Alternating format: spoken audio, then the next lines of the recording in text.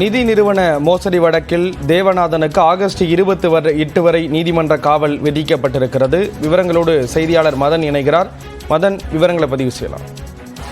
முதலீட்டாளர்களுக்கு 10 முதல் 11% வரை வட்டி தருவதாக கூறி மோசடி செய்த வழக்கில் தான் நேற்றைய தினம் திருச்சியில் தேவநாதன் கைது செய்யப்பட்டார்.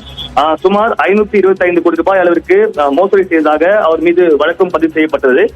நேற்றைய தினம் கைது செய்யப்பட்ட அவர் தற்போது சென்னை உயர்நீதிமன்ற வளாகத்தில் உள்ள அந்த நிதி நிறுவன மோசடி வழக்குகளை விசாரிக்கக்கூடிய அந்த சிறப்பு நீதிமன்றத்திற்கு அழைத்து வரப்பட்டார்.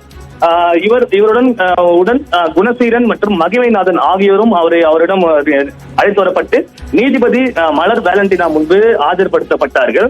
அப்போது தேவநாதன் தரப்பு வாதங்களை பார்க்கும்போது, அதாவது தான் யாரையும் மோசடி செய்யவில்லை என்று தெரிவிக்கப்பட்டது. அது மட்டுமில்லாமல் முதலீட்டுக்கான வட்டி வழங்கவில்லை என்றுதான் தற்போது புகார் அளிக்கப்பட்டதாகவும் தெரிவிக்கப்பட்டது.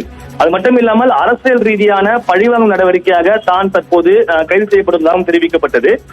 இதுவரைக்கும் கூட இந்த பணம் முதலீட்டாளர்களுக்கு 100 கோடி ரூபாய் வரைக்கும் திரும்ப வழங்கப்பட்டு பணம் விட்டதாகவும் அவர் தரப்பில் தெரிவிக்கப்பட்டது.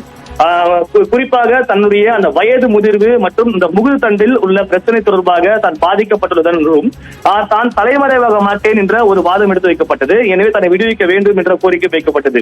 ஆனால் இந்த ஒரு கோரிக்கை ஏற்க மறுத்த நீதிபதி தேவநாதன் உள்ளிட்ட அந்த 3 பேருக்கும் ஆகஸ்ட் 28 வரைக்கும் நீதிமன்ற காவல் வழங்கி தற்போது உத்தரவு பிறப்பித்துள்ளார்கள்.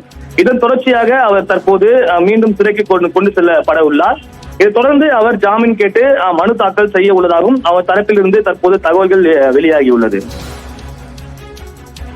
விவரங்களை வழங்கியதற்கு நன்றி மதன்.